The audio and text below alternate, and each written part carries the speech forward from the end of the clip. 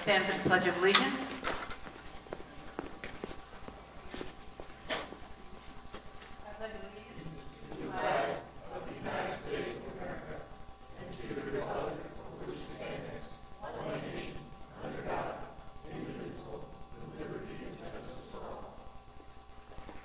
Pastor James.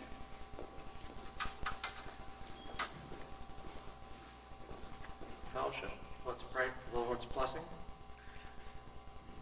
O Lord our God, we thank you for the freedom to gather here at this meeting of the Town Board of Amargosa Valley. We bless your name for the freedoms that we have as Americans, the freedom of religion, the freedom of speech, and the freedom of assembly. We ask that you, by your almighty power, would grant wisdom to all the members of this town board to make decisions that are righteous and true. For you have said in your word that if anyone lacks wisdom, to ask, and it will be given generously to them. We pray that these board members would be wise stewards of the money that you have given this town. For all that we have comes from you, the sovereign and gracious giver of life and salvation, through Jesus Christ. We pray that you would enable this board to support the important decisions and projects which need to be done. May the fire department of this town be well supported by them to help those who are in need. And we pray especially for the Nye County Sheriff's Department, that you would watch over them with your holy angels to keep them safe as they protect us from those who are evil. O Lord, please provide for their needs as they serve us and dedicate themselves to the well-being of our community. And we pray that all who speak here would speak with kindness and love and compassion for their neighbors. May they speak with respect to these board members who have been placed here for such a time as this. And we ask for all these things in the name of Jesus and by the power of the Holy Spirit. Amen. Amen. Thank you, James.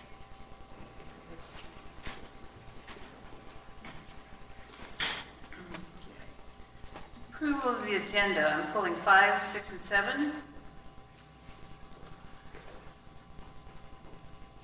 And general public comment. Up to a 3-minute time limit per person. Action will not be taken on matters considered during this period until specifically included on an agenda as an action item. Please state and spell your last name.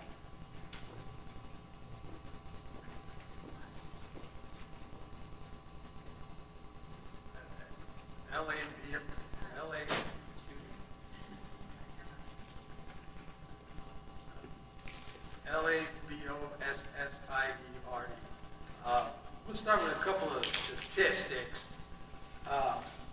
Nye County is in the top 1% in the country for owner-occupied housing, which is pretty awesome.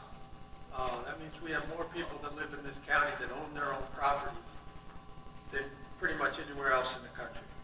Unfortunately, Nye County is in the bottom 5% for household income in this same country. So we have a lot of people here that own their own house. They don't have the money to go anywhere else. So it takes a lot to manage this county. And we have to be really careful when we start electing people to run this county to help us out, because they have to understand that. When we get people from Clark County or somewhere else, they come in here and they just don't understand. We've only got one sheriff candidate that wants to bring back our volunteer force, and we need them. We've been over budget the last 3 years in the Sheriff's Department, and most likely we'll be over budget again next year. We can't pay guys time and a half to block traffic for the parade or the rodeo in Corona. We need those volunteers back, and it's only George Worley that has promised to bring them back. We need a sheriff that understands that Nye County does not have an unlimited amount of money to fix all our problems. We have to have somebody that's one of us. I mean, he's lived here his whole life. He lives in Beatty, and he's going to handle the problem, hopefully.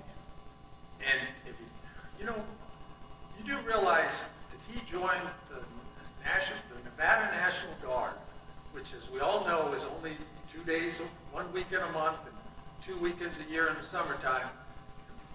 And to help us all out, he spent 3 years in the Middle East in the war zone for us. I hate it when people say thank you for your service and they don't mean anything. He has earned the right to at least try to be our sheriff. Just that alone. Period. Vote for George Worley. Thank you.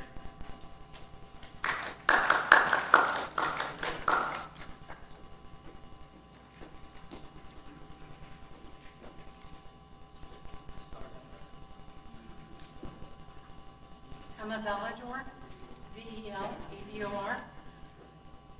So there's an article here. You can research it, go online, by the American Policy Center, Property Rights, Land Grabbing Secrets of the Conservancy. Never heard of the Nature Conservancy? Well, that's probably no accident. Keeps a low profile by design. When you run scams like it does, you don't want to be notorious. So let's lift the rock off these slugs and shine a very bright spotlight on a few of their most outrageous games.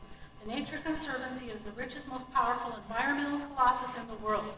It claims 680,000 individual members and 405 corporate members operating out of 8 regional offices and 50 chapter offices across the nation.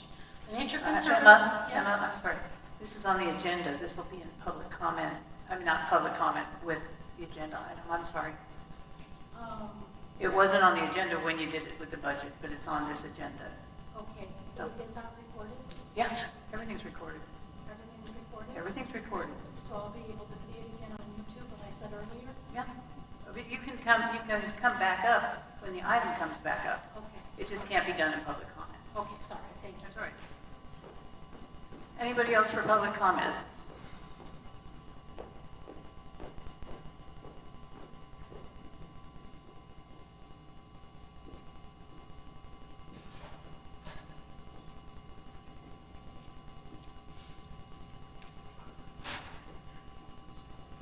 Paul Lemus, L-E-M-U-S.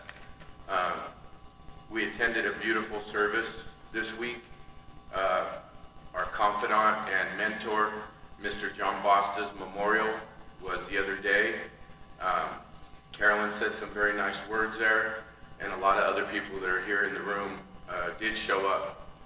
I just wanted to say quickly that Mr. Basta did one last final job for us here that I want everybody to be aware of, and it was our amending of our own area plan. Over these next few months, some of this stuff that you're going to see is going to come out, and we're all going to probably want to refer back to that book that was amended by this planning committee. It was several hours of work. It was several meetings.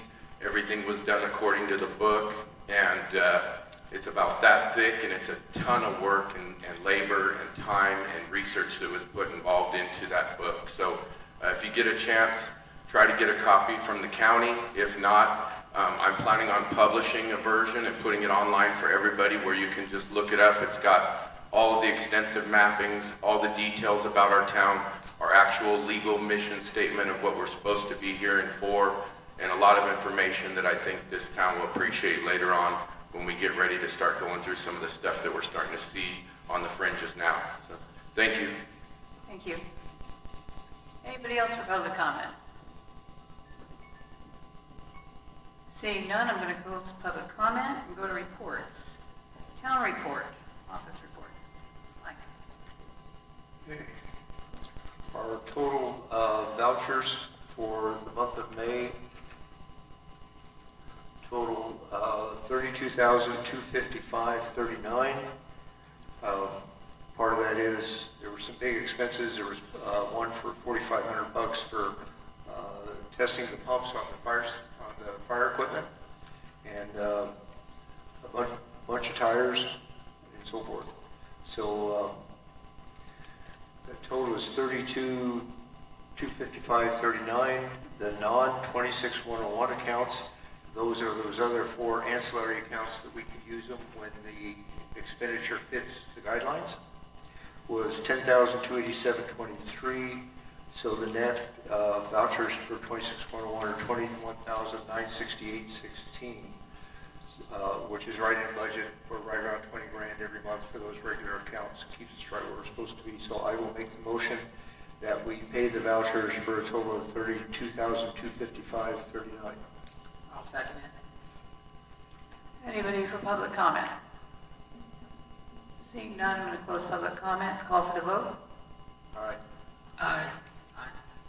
Aye. All right, thank you. Thank you, Mike. Fire department reports. Jesse.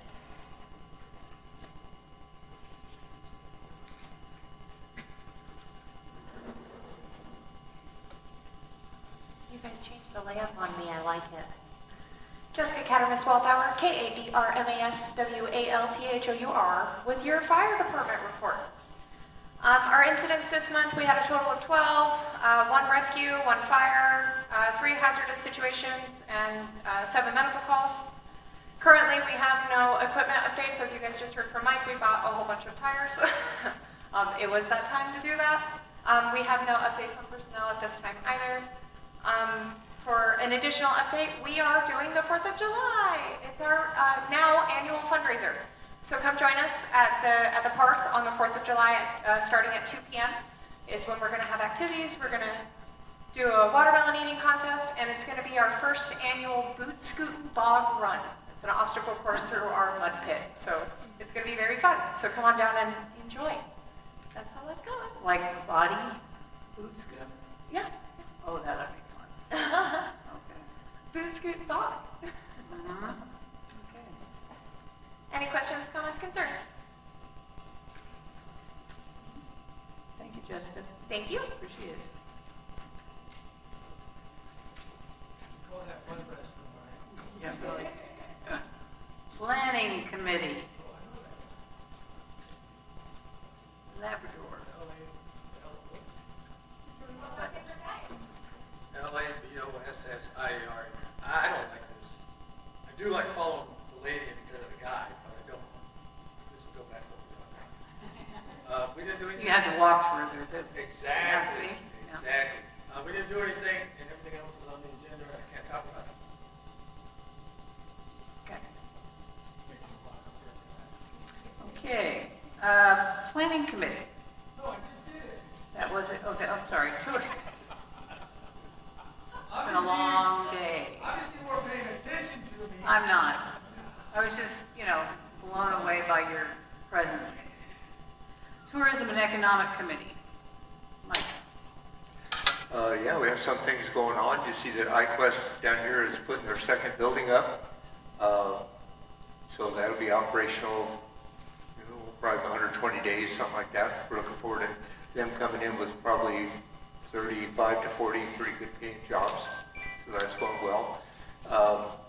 What you see going on next to El Valle is a trucking company that currently has the contract to haul from Morgan's Place to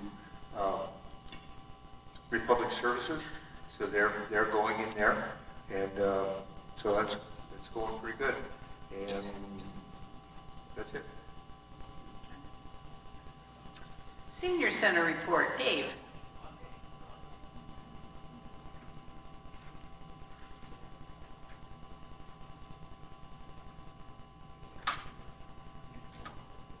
Dave Hall, HALL, Senior Center report. Operations in April were, again, they were really solid. We've got about $1,500 that we got just from people coming in and having meals there. And we had about $1,800 in expenses with our food. Luckily, the INCEP grant that we get yearly came in about this time, so we've got plenty of money in the kitty right now to offset the increasing price of food. And we had 460 people visit the senior center, plus we have right now about 80 people that are home delivered meals. And so we're up a little bit on that. We were about 5 and then we're up to about 8 now. So quite a few seniors out there needing assistance, and we're taking care of those. As far as our grants go, they're all current. We do have 2 grants that are continuing with Division of Aging through USDA. And over the last couple of years, we've grown the number of people and the number of meals we served, and the number of services we've done, and pretty much the grants have stayed consistent. So we've been really on the move to try to find other grants. Been fortunate. We've been awarded a $15,000 grant from, let's see, it's an older, Scan. yeah, SCAM. And it's the older adult nutrition grant that they offer. And I think we'll probably get about $15,000 for that, which is really going to help us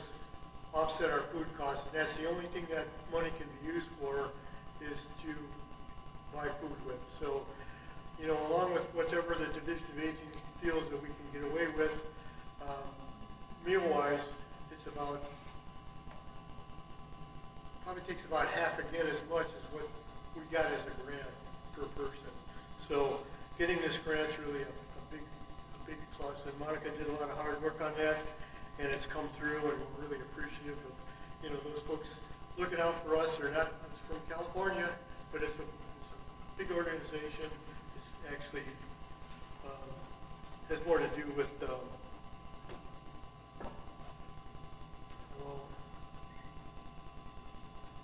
what is it? It's a medical. It's a medical, not advisory, they help with medical as well, and it's just part and parcel, kind of like the food cards that they're giving seniors. Right. I don't know how that works, but it's the not same just line.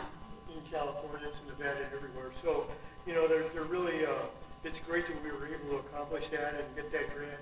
It really came as a surprise that it was available, and when we applied for it, we got the maximum because of our situation here in Amargosa. So that's really great. A couple of things we've got going on. We've got, we just purchased a new sign for our building. The one we have has been degraded by the sun and the heat and everything. It's probably the second or third time we've had to go through it, but we found an outfit in Vegas that was about considerably less expensive than what we've been paying. And so we're going to go have new signage made. It's already ready to be picked up, so we'll be doing that next week. We're also going to replace our sign at the entrance. Jim Rook has actually designed the sign, and I'm going to have these people that made the sign for the front of the building actually do the signage that goes on that post out front. So we're going to upgrade that, and that'll be a big plus. One good thing we've been working on for a couple of years, we've always had issues with the pumping system. The pump in the well and everything really actually, well, all you know, property actually is owned by the county. But we were one of the last well facilities that the county has to get upgraded, and then they ran out of money. So we worked on that for about a year with the lack of funds from the county, and fortunately they found a grant. Health and Human Services actually came through, and they're going to pay for the whole thing. The town has already, you know, voted to give us $5,000 in addition to what, you know, the county might be able to do with this grant.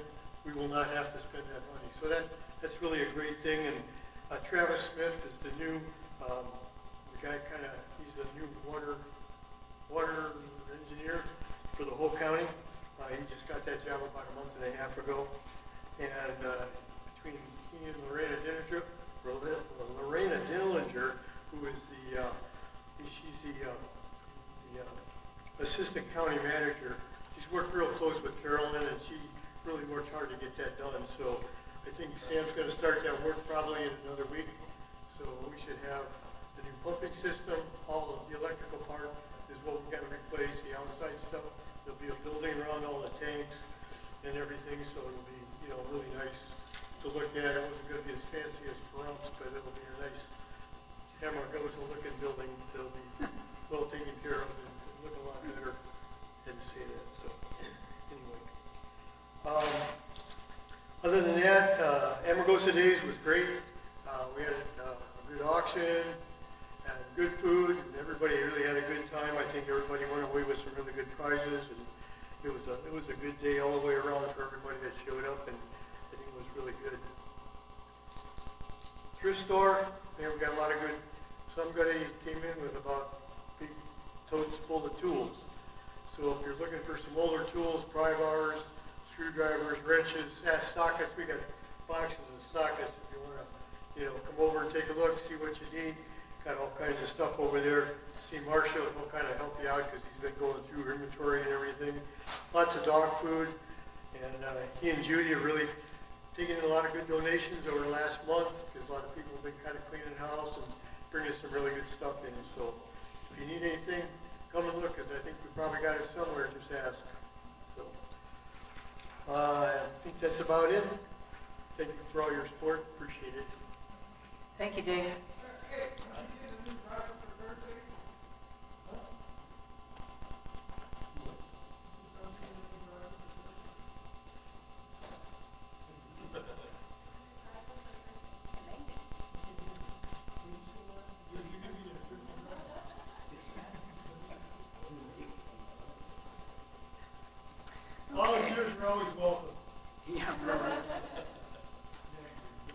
Number 8, for possible action, discussion, deliberation, a motion for the AVTB to issue a letter of support for the U.S. Fish and Wildlife Service to acquire 18.12 acres from the Nature Conservancy.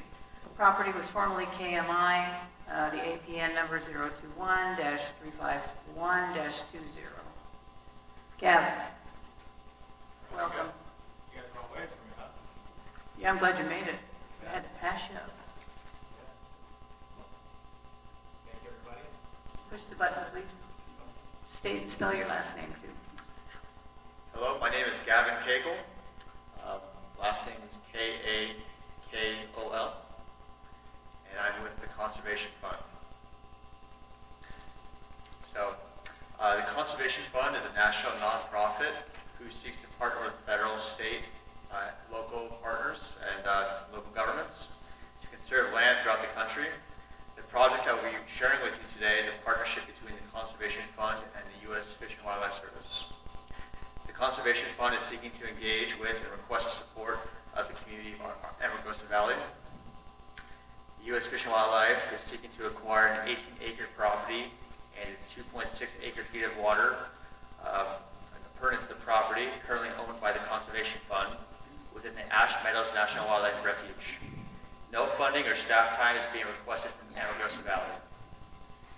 The Conservation Fund acquired the property in October of 2025 from KMI Zeolite. In early 2025, KMI Zeolite planned to sell the property and relocate to Pahrump, Nevada, which it has since done. Rather than letting the property go to the open market and face uncertainty with a non-conservation focused buyer, the Conservation Fund acquired the property with the intention of holding until the service could obtain funding necessary to acquire the property at the appraised value originally paid by the Conservation Fund. The service, U.S. Fish and Wildlife Service that is seeking funding from the Southern Nevada Public Land Management Act, otherwise known as SNPLMA, which is funded through the Clark County BLM land sales. Local government support is critical for this grant application to be competitive. This was not the case prior to grant funding, and is why the Conservation Fund is now seeking local community support. The property contains streams linking to Jackrabbit and Big Spring, both of which contain endangered fish species and unique habitat. The property also contains semi-historical structures dating back to the Sky Ranch Lodge. The Conservation Fund is actively working with the prior owner, KMI Zeolite, to have the industrial equipment and rubbish removed, which is further aiding in the habitat and allowing ample time for the business to fully relocate to Pahrump. The service's acquisition will now result in the loss of any business revenue. Protection of the property will help ensure the refuge remains pristine and continues to be a source of tourism for the region. The Conservation Fund has obtained letters of support from 16 other organizations and government entities, including the town of Beatty, the Amargosa Conservancy, the Shoshone Village, the Nature Conservancy. So with that, I invite any questions or comments you might have. Thank you for hearing me out. You want to go first? Can I talk? Yeah. Don't go far, yeah.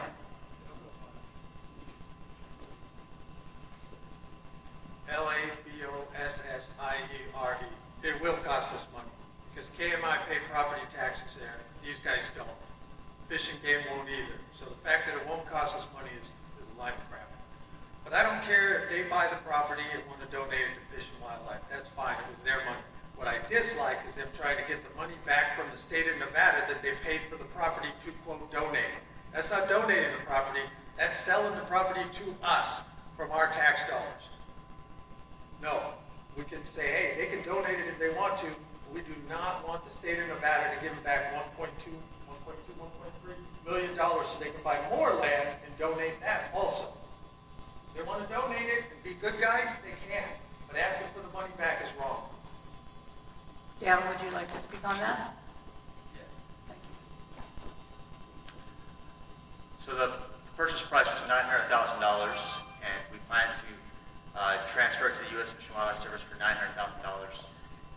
The funding is coming from BLM land sales, so it's federal dollars that go into a pot of money after land in Clark County is sold to development.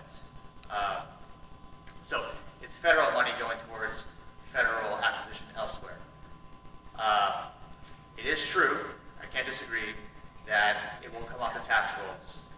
be a little bit less taxable in Nye County.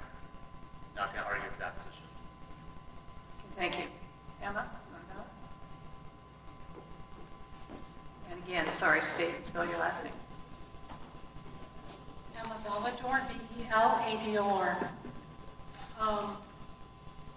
So I listened in on the BOCC meeting. I believe you were the one who presented. And this is what the commissioner said. Mr. Jaffor said something was fishy about this, what you were asking. Mr. Boscovich said something to the effect that it was going to deflate. They thought that you buying it or selling it for $900 and $900 was very, very strange. Okay? You have the SNFLA money, basically. Megan said, for my county, that it's a given. You're being given that money. So why is it that you want a letter of support from us? I'm reading your letters, and I noticed that you have Susan Sorrell here. Does Susan Sorrell, is she part of Nevada? No, she's not. She's in Shoshone. And I'm very familiar with Shoshone, and I'm very familiar with Susan Sorrell because I used to swim in the Shoshone swimming pool. Okay, and I believe Shoshone's in California. Let's confirm. Yep, right here. If you guys go to the letter, it says it's Shoshone, California. Are we in California? Is this property in California? Is this property in California? Huh? No. It's not. So what does Susan Sorrell have to do with our business? And excuse me, Ms. Sorrell, if you're listening, I do respect you. I really do.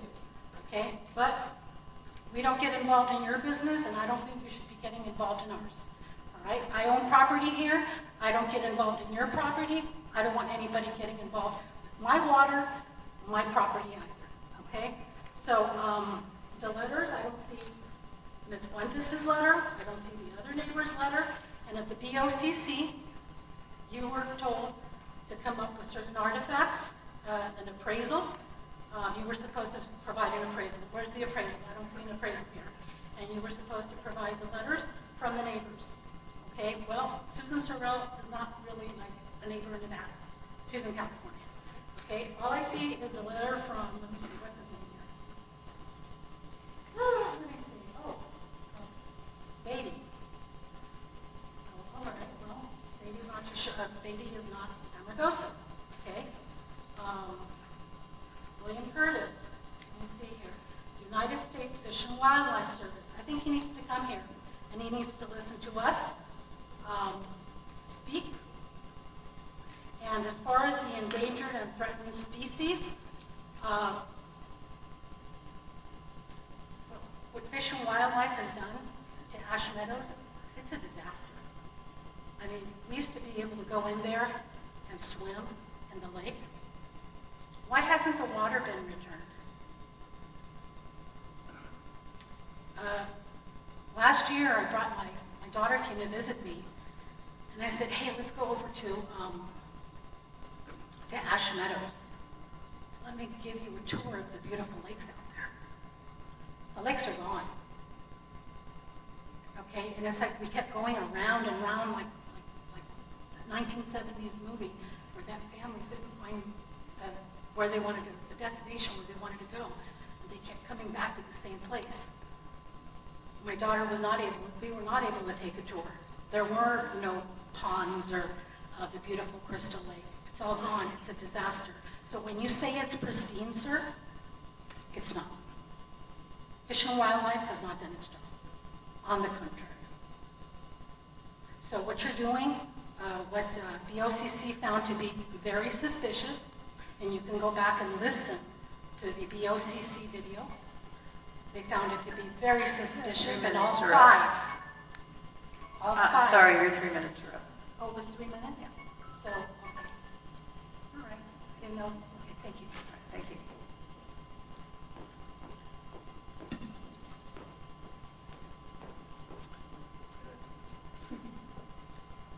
Hi, Annette. Hi. Annette Fuentes, Fuentes. For the record, Gavin did reach out and call Victor and I and discuss some things with us, and I appreciate that. However, I do want to know, I think we should hold a public meeting on this, but I see here that you have a letter from Nature Conservancy. It's a little confusing here, the letter of support for the Conservation Fund to acquire and protect critical habitat near Ash Meadows Wildlife Refuge. So that's a little confusing because you already purchased it, and they're saying they're supporting you, and that's a little bit confusing. My other question is going to be, what are you going to do with the buildings?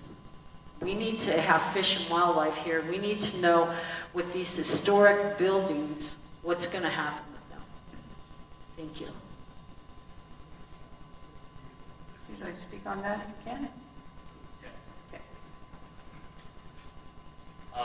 There's a lot of previous comments were there. Again, I agree, it seems a little fishy, as it was mentioned at the meeting. When we acquired the property, at that time, it was not a requirement for us to go out and try to obtain letters of support from the local community, for better or worse. It's probably a great thing. Now, with the way the government funding has gone, we as NGOs are getting forced to go that direction and try to get letters of support. And we have gotten support from 16 different groups. What I've sent over to the committee here has just been the ones that I thought were most prevalent. Amargosa Conservancy, Beatty, Shoshone Village, because it's another community nearby.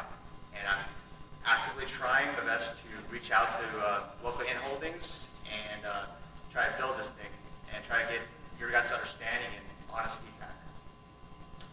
In terms of buildings,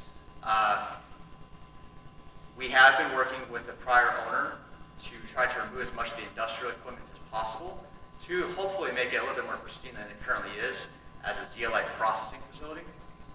And I think we've been making some good headway there. There are historical structures on the property. However, there isn't any government funding at the moment to renovate them or make them usable. So for the time being, the best we can do is try to conserve the property, and hopefully in the future there will be money down the pipe to fix and restore them. They're actually very interesting buildings.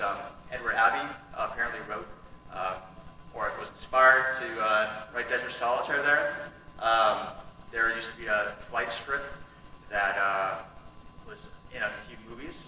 So I truly, I think that it is a great opportunity for the future, but government money is very hard to come by as it is, so we don't currently have any plans in place to do anything with the historical structures. Who's next?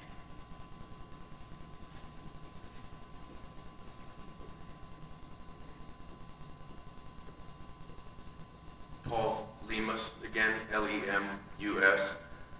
I currently own 3 properties in Little Nevada area, and then I have 9 listings down the street there for sale. I'm a real estate professional, and the Conservancy's habits of property management have been less than sufficient, in my opinion. Being neighbors, we've been over into the Ash Meadows area since the very first days that we got here in 2016 time. And we started photographing and taking some pictures of what was left of Mud Dam after they had knocked down the dam there and tried to, what they said, return the water flow to its natural flow. Then Peterson is fairly down to almost nothing. Crystal's being constantly emptied into the desert right now. And, it fills up and then they drain it, fills up and then they drain it. So as far as our trust as local neighborhood members that have seen the way it's been taken care of, we kind of feel like it's being mismanaged. In my pictures, you've got several items of debris. You've got the pumps, pieces and parts of the equipment. You've got the hoses. You've got couplings on the ground all over out there. You've got a family who asked for their water to be returned. They got a state resolution signed by senators. You got a unanimous vote by all commissioners demanding their water returned. You've got state assemblymen and commissioners all requesting a demand for the water to be returned, and they have been ignored to this point. As far as any neighbors of mine that want more power and more land when they're managing it that way with disconsideration to the neighbor's survival, it's a little frustrating for us. I know Mandy was involved in this, and I tried to help Mandy out, by the way. I supplied a settlement letter that I thought would be a good proposal letter between you and the community members, or something to look at. I don't know if you've had a chance to see it yet, Gavin, but it was something that just kind of guaranteed that you guys would do what you're going to do properly. You would work out the extenuating issues with people that are still community members within there, that are the taxpayers who have been affected by the First Conservancy. The Nature's Conservancy right now is, I know Congress has launched a full investigation into them being associated with Chinese funds and espionage, and they're purchasing lands around military encampments and also national monuments. So the amount that would be losing in taxes is a little over $17,000 a year right now. It's $17,738.66 to be exact. I've looked at Death Valley. I went into the Death Valley area to see the National Park Service. Sorry, Mr. Lemus, the 3 minutes is up. And the doo-doo is coming out of the toilet this high. I personally don't think they're managing it properly. Any national federal funds are not taking care of our land. So anyway, with that being said, we already got our water through the land patents. I don't want to give it back. 3 minutes, thank you. Victor.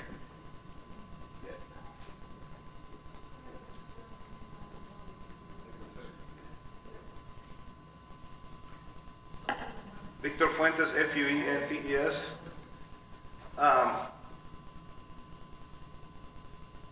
It's very important to know the Fish and Wildlife Service is the one who want to purchase the land. But they're not here. I don't see anybody from Fish and Wildlife over here. The gentleman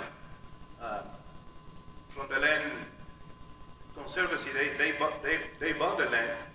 They want to give the land to Fish and Wildlife, whether they don't deserve anything else from us. I am resident of Ash Meadows. My property is right in the center of the refuge. Right in the center of the refuge. I see what they do with my own eyes. I have walked in their project. Every time that they do a project in Ash Meadows, I go and I walk and I take pictures of the project. So nobody can tell me, you don't know what you're talking about, or this and that, because I know, I see it with my own eyes. And I'm suffering, still suffering, my wife and I, the abuses of the U.S. and Fish and Wildlife. They came to my property and they stole my water without any permission of Army Corps of Engineer or FEMA or anybody. They divert the water.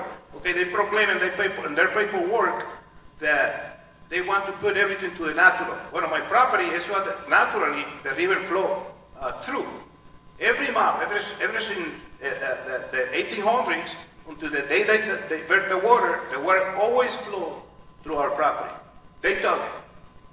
Okay, but before that, when we was building the camp, okay, they called the fire marshal on me. I was working already with the fire marshal.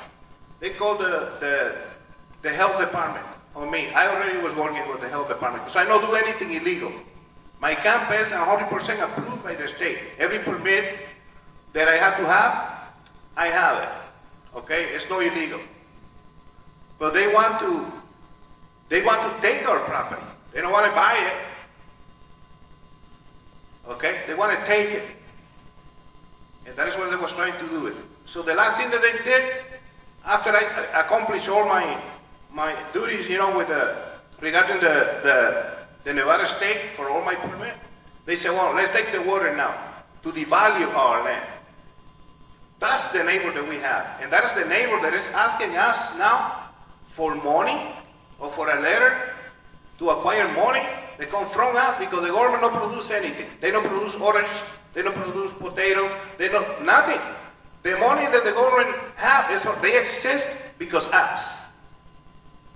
Okay? And now they come to us for support. You think that I can give my support to Fish and Wildlife? What do you do in my case? If you are in my place, do you give them a letter of support? I will be very upset with this board over here if they approve a letter of support for Fish and Wildlife. Thank you. Thank you, Richard. Anybody else? Okay. Gavin? Yes, go ahead. Okay, so I'm not the Nature Conservancy. I'm not the federal government. I'm an NGO that works with local partners. And the community of Amargosa Valley came to me and said they had a parcel of land that they really wanted to see turned into a local fishing hole or conserved for whatever reason. I would work with you just the same. I'm simply seeking to try to transfer my property to U.S. Fish and Wildlife Service, and if it was better to reformat the letter to say the town of Amargosa Valley supports the Conservation Fund to transfer its property to whomever it likes, including U.S. Fish and Wildlife Service, that would be great with me. We're not trying to make a bunch of money off of this. I think it came up earlier that we're buying for $900 and selling it for $900. We did take a fee from the seller to make the deal happen. They contributed money to help cover the taxes that we're paying, as well as any kind of property management that occurs. So at best, we are breaking even on this deal. So just want to throw that all out there. Okay, thank you. I have something to say. All right, so I was one that brought up the fact that it looked skewed, fishy, however, even when it came to the BOCC. And we were not aware it went straight to the BOCC. Now you're having to come back, which is the proper way to do it, protocol. And what I heard tonight was, and I know I work with Mandy Campbell on a lot of things. She's Timbisha, Shoshone tribe. And there should be, because of, dare I say, distaste for the way Ash Meadows has been handled. And I'm not thrilled with it either. They need to, a CBA, a community benefit agreement or something. I think because of where it's located, I get it that KMI, it's private property, they can sell it to anybody. But the fact that the Conservation Fund, which is a group of, tech people, government, big money, tech people that are disguised as, helping out conservation and such. The way it was done, because there was no money yet for Fish and Wildlife to purchase it, the way I understand it, they came to you, you purchased it for $900, and you're letting them buy it back for $900 because you're part of the Conservation Fund, right? So I understand that part. But the fact that now we're sitting here after the purchase, and the way it was done, I pointed that out to the BOCC, because they called me the night before when they got it on the agenda and said, can you explain this? And I said, I know of it, but nobody has contacted us. So it's kind of a little late to the game, but you're here. And right now, we are facing so many things with solar and possible data centers and things like that. Yes, it's a private property sale, but I think with the past that we have suffered with this, because I've seen the before, I've only been here 15 years. So I've seen the before and after pictures. I've done many tours trying to save Ash Meadows, basically our water, our survival. Not necessarily Ash Meadows. I've said that before. The pupfish stunted our growth for years, and so now it's the pupfish's time to save our survival from all that's coming at us. We're ground zero. A community benefit agreement of some sort for the Fuentes family, specifically because they were very much harmed and continue to be harmed. And he does see everything that goes on there. He's surrounded by it. And I've done many tours trying to save Ash Meadows, but a lot has to be done in my opinion, to save Ash Meadows from what I see the before and afters.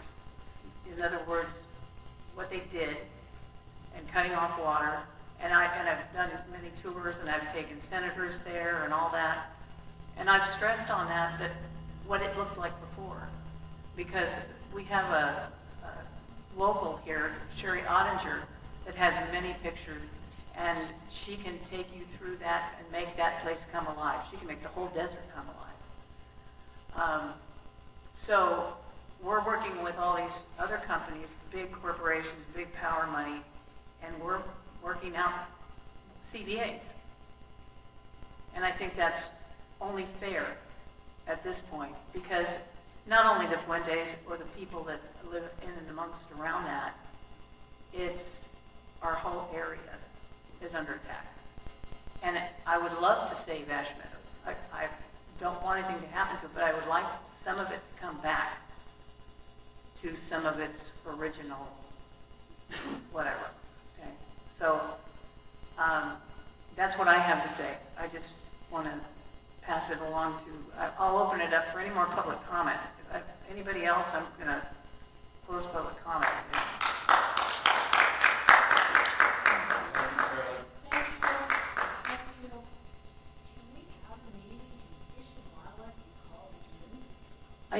I think we could have, I think especially for the people that are really, I don't know if at a town hall, I think we could get a lot more accomplished sitting down like adults and, you know, going over your past specifically. Everybody. Disneyland was taken away from Amargosa. He wants his money, and I get that. I understand that. But Fish and Wildlife is not here. They're never here. We need to address. I think they're afraid to show themselves. I mean, you know, because I pointed out to the commission, this something's not right. You know, because I've worked with Fish and Wildlife on the Save Ash Meadows campaign, and you know, mineral withdrawal. You helped. Everybody was involved. So to see this come up the way it did, and I get how the conservation fund works, but we are the community. And to go back to Emma's comments about Susan Sorrell, they have a conservancy, Friends of the Basin, Amargosa Basin. That's their own thing. And anybody that lives on the Amargosa River, you know, should be part and parcel to anything that's going on here. So, like you said, you have 16 people that, you know, have supported it and all that. But at the end of the day, and Beatty should be involved, because they were involved in the mineral withdrawal. Everybody saw the before and after with that, even the people that, you know, from the federal government that I worked with. So we have a lot of questions and we need some answers, and I get it that it's private property, but I think we have to have some answers and a community benefit agreement to answer some of this. What can you do? Why haven't you answered our questions before? And I think this is our time to ask that. Thank you. I agree with that. And Gavin, I'm sorry, you're stuck in the middle. But, I mean, Fish and Wildlife needs to step forward. This is the land that they want. You know, they need to come forward and answer to all of us. And I'm sorry you got caught in the middle, but we need to have them here. Thank you.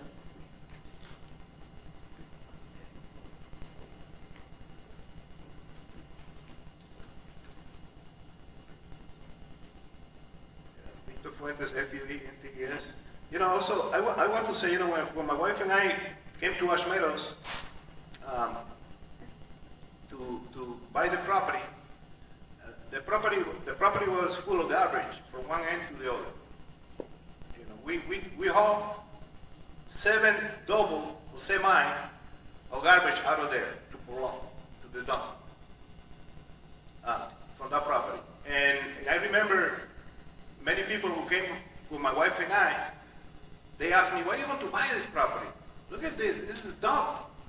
You know, but see, I closed my eye and this is what I saw. When I closed my eye, before I bought the property, this is what I saw. I saw the spring that was going across to our property, the spring, and I closed my eyes, and I said, man, if we can build a little pool of water to have the kids from the school in Amargosa, to have the kids from the university to come in here and look experiment and camp and everything, that was my dream. That was my dream, you know?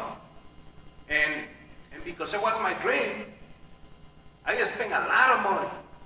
We paid $500,000 cash for that land, my wife and I. And then we put another $750,000 redoing all those buildings and more. Plus our effort, our own effort and our own hands helped to build that property. And there it is, the U.S. and Fishing Wildlife, the government, come and destroy your dream. Instead of help you for what you were doing. Come and destroy it. Something good. So I don't think these people deserve anything from us. Absolutely nothing from us. Okay, so the last thing that I want to say to finish is that this gentleman over here, when they bought the property under Joe Biden's government, under the Democrat government, okay? Fishing Wildlife have the money. It's not that they don't have the money. I wanted to correct that. They do have money. But what happened is that through their process, it takes too long, okay, to acquire the money to buy the property. They foresee that Donald Trump government was coming in and the money to the NGOs will be cut off.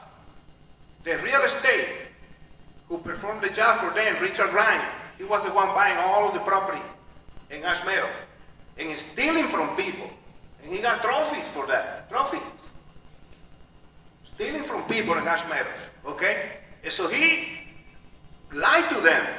You got to get the money quick, after we do this business, because Fish and Wildlife had the money. But what happened when Donald Trump government came in, he chucked off the money to the NGOs.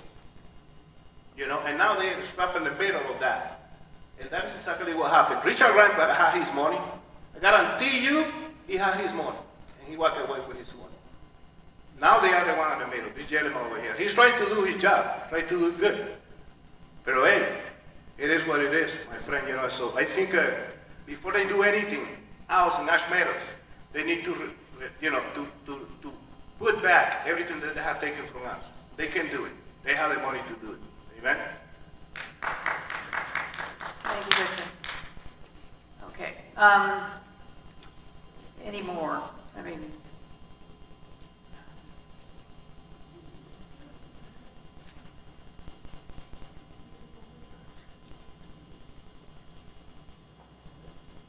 When something like this happens with land, there's requirements under the Nevada revised statutes. Number 1 is public scoping. Number 2 is town hall meetings. These things have to occur. And I think that it would be better in your interest for those to occur anyway, because if you don't do them and you get this done, it can be unraveled in court later by somebody's team of attorneys or whatever. We have some big powers behind what don't want to see this happen. Mr. Goodhart, Mr. Marsh, I don't want to get in an argument with those guys, not when financially and I'm a little shorter than they are, if you know what I mean. So I'm just, with that being said, I think that with that advice to do the public scoping, the town hall, it would be in your best interest anyway if you do want to get this done and actually have it stick. So thank you.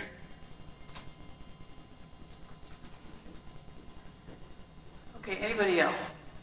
Okay, I'm going to open up for board member comments. Bobby, I'll start with you. Okay. Mike? Yeah, I understand it's a private sale, but it is, there needs to be more done on this with all that has come to light and how the Amargosa has been negatively affected by Fish and Wildlife. So I think we need to, for Mr. Lamos, the public scoping, the town hall, and the Fish and Wildlife does need to be here, I think. Brenda? No, I agree with Mike, and I wouldn't be comfortable Yeah, I agree with Mike, and I also understand that we are all neighbors out here, and we all drink this water, you know? And a lot of us saw Ash Meadows long before they put in their stuff and said for pup fish or whatever. But it's not just Little Nevada, this whole valley. This Amargosa Conservancy is in California, and much respect for the lady in Shoshone. But this is you know, from Beatty all the way down, you know, to Little Nevada and stuff like that. And I've been out there to Fuentes place, it's a patch of heaven, and it's beautiful now. Well, it was beautiful then. He's done a lot of work up there, and you know, and we're taking tours out there, and we see what the Fish and Wildlife has done. And I'm just waiting for Fish and Wildlife for them to show up. And thank you for coming. But,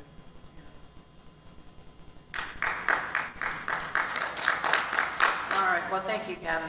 I appreciate you coming and taking the heat. Yeah. Okay. I'm going to make a motion that we deny a letter of support to the U.S. Fish and Wildlife Service to require 18.12 acres from the Nature Conservancy property formerly known as KMI.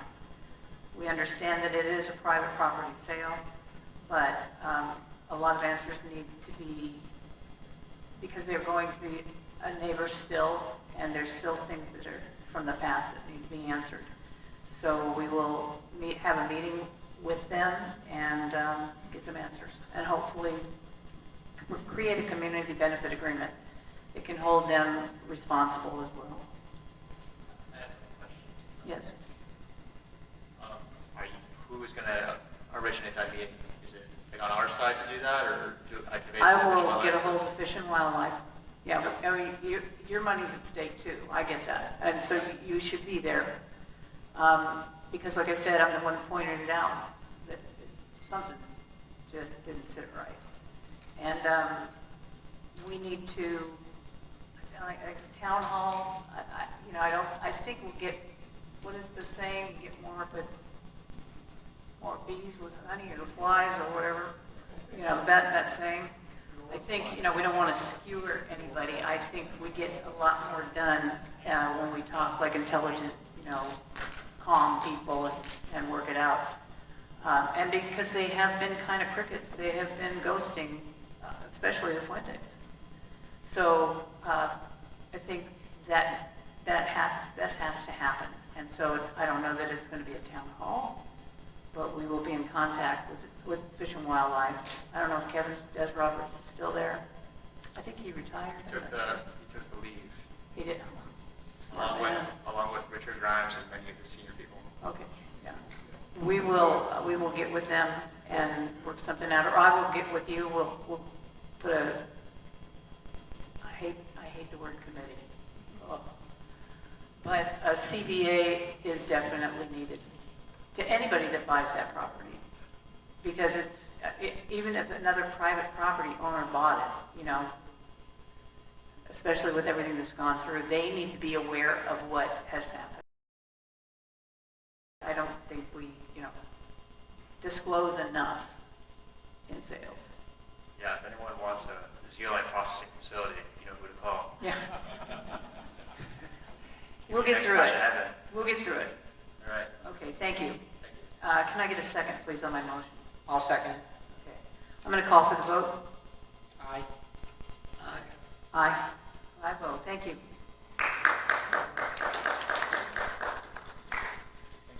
Okay. Number 9, possible action, discussion, and deliberation. Motion to approve, amend, or approve or deny the budget adjustment request. Is there? Yeah, that's me. No. Is there one now? Yeah, that's right here. Okay. No, this is actually to adjust expenditures. We like to end up our year without any line items being overdrawn. So I make a motion that we, doesn't cost us anything, we're just moving money within the account. So I make a motion that we approve the budget adjustment request as presented.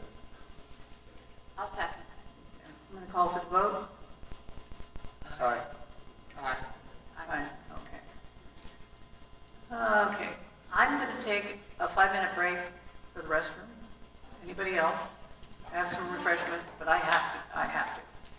Yeah.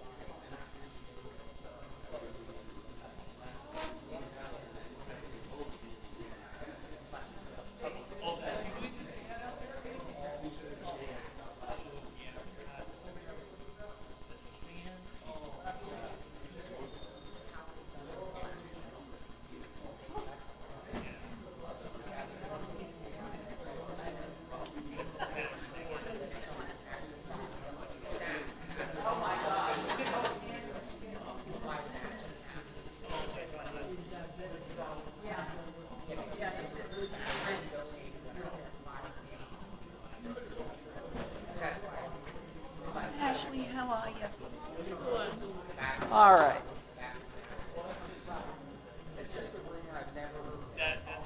That's scary, man. Just the turbines would be just sitting there with all the wind. Well, it was done, like I said, a couple of years ago. Yeah, but it would take long. Yeah, you maintain planes, you know, it's a lot. Yeah. So it's actually driving in here, don't maintain them. You know, the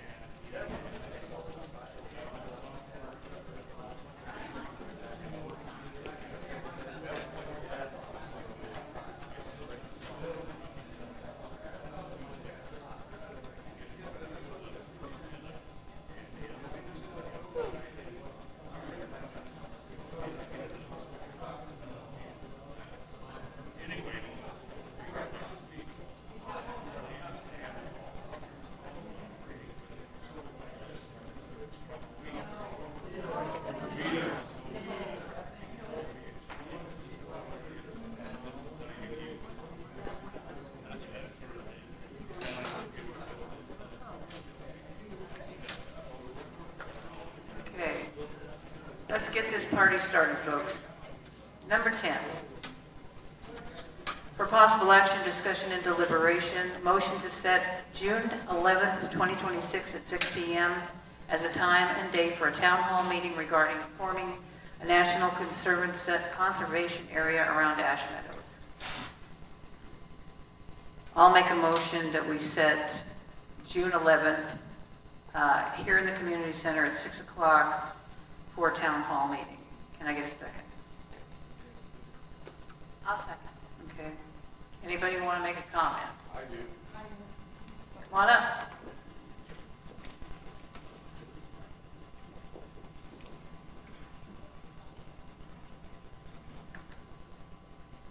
You know, for us to, Paul Lemus, Lemus, for us to organize and send out flyers and notify all the community for the IPMC, we took a little over 2 months. We need more time to be able to coordinate and notify all affected people. This is not only going to affect our town. I know we're worried about our town here, but we have a whole bunch of people in Crystal that are affected by this.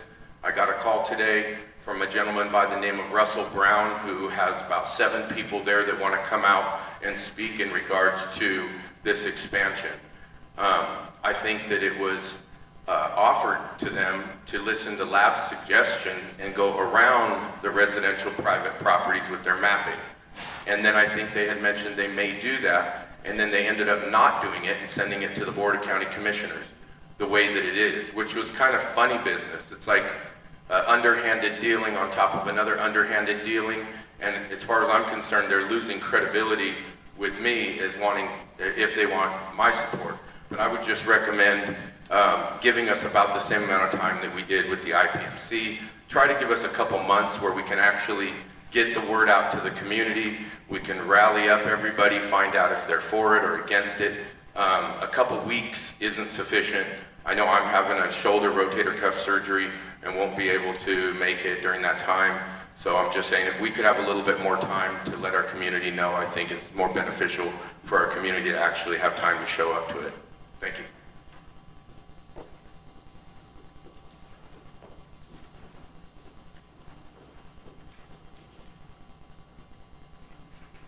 Emma Velador, V-E-L-A-D-O-R, and I agree with Mr. Paul Lemus for an extension. I too am having surgery, and I would appreciate what he recommended, that we honor that, please. All right, so back to my article in regards to land grabbing secrets of the Conservancy. So who are the victims? Unsuspecting property owners, many times the elderly. The methods hide behind phony corporations, serve as a shield for government agencies, work behind scenes with more visible environmental groups to intimidate property owners into selling. The goal, money and power. The nature conservancies frequently use phony companies to get land from the owners who wouldn't knowingly sell to an environmentalist group. It used this tactic to purchase most of the islands off the coast of Virginia, which is what I had said earlier. But don't think the purpose was to preserve these beautiful, pristine islands for nature. The Nature Conservancy did bar others from developing the land, but not itself. Far from it, at a huge profit, the Conservancy developed upscale homes. But how is that bad? If they do it with private money, what's wrong with it? Isn't that just free enterprise? The problem is the Nature Conservancy is a nonprofit organization with tax-exempt status, and they maintain that status because of their tightly protected image as benevolent conservationists. Moreover, property owners on the island wanted to invest in development and thought they were selling their land to developers. They were aware of and frightened by the Nature Conservancy and would never have sold to the group. That's why the Conservancy hid behind a phony land company, grabbed power, foiled the development, and made a huge profit on tax-exempt money. Today, much of the coast of Virginia is off limits to tourists and other development. So I feel like, I know that Ash Meadows is off limits. It's off limits. They've like, what is it? Cornered certain sections off with piles of land, so you can't, the roads that were there are no longer there. You can't go to Crystal Lake.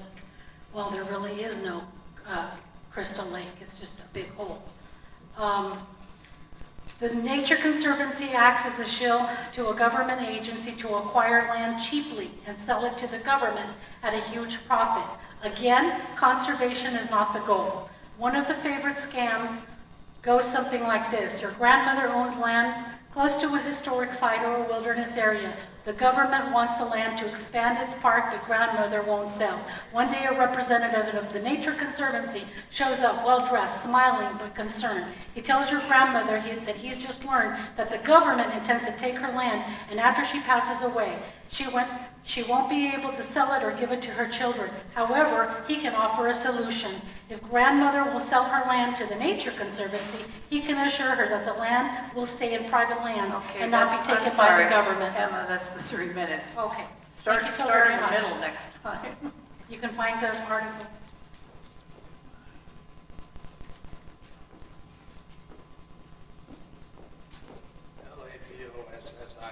Tired of people changing my newsletter after I type it. I kind of like the 11th since Paul Lucas won't be there, but my newsletter says the 3rd. Don't ask me why. Mike fixed No it, idea. so it's handwritten to an 11. So all you people that see the handwritten, that's Mike.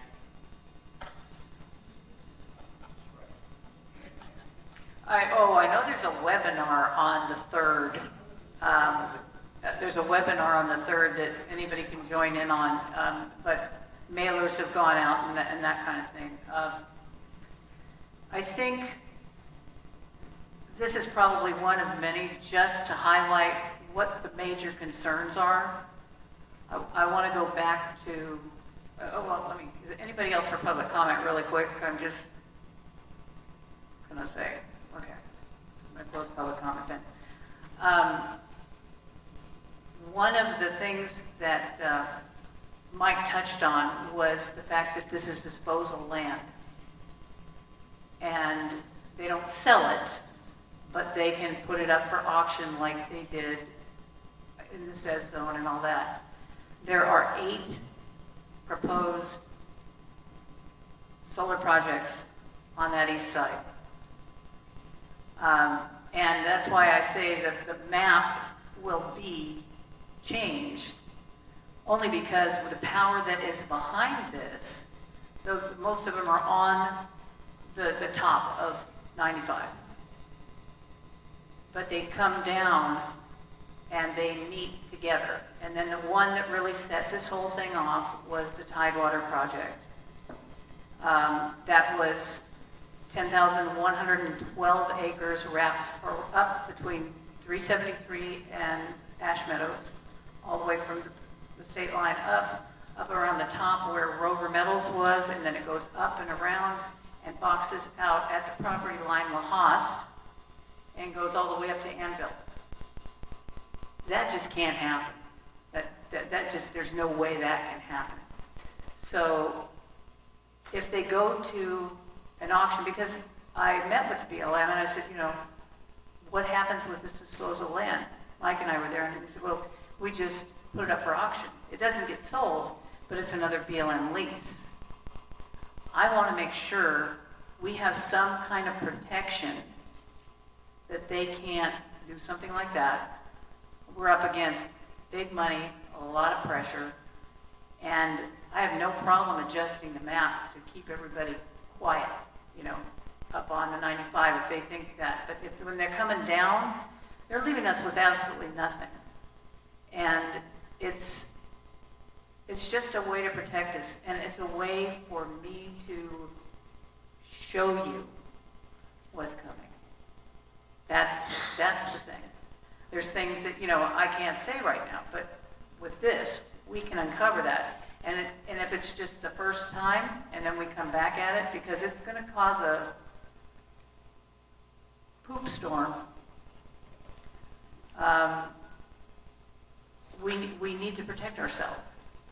And because they're taking over the west side, we're not going to have anything left on the west side. I can share that with you. So I think that'll all come out in that meeting, and it won't be the only meeting. That's the thing. In other words, why does this look so rash? Why is this happening? we've got massive changes coming. And I don't think the cowboy code wants it either, Richard, right? Just saying. So I really Cowboys believe. need solar panels. Huh? Right, right. I want everybody to be able to go ride their horses out there, like Sherry Ottinger, you know, she rides out there. And I want the OHV to be able to still enjoy the land. But it's a way to bring it up, what's coming at us. So, and we need to make some decisions. So it may be that, you know, we'll just have more town halls, but I think we need to start with the 11th. Let's get it past the election, because I think everybody that's up for election or re-election is scared to even speak about it. Anything right now. Just let's get past June 9th. I'm like, oh, okay, whatever. But this is Amargosa's problem. You can come up here.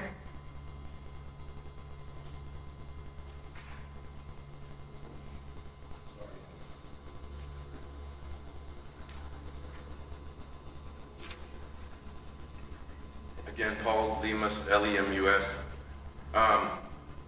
I disagree. I think that the town board, in my opinion, should make ordinances, public nuisance ordinances, and put these different types of projects you're afraid of in them.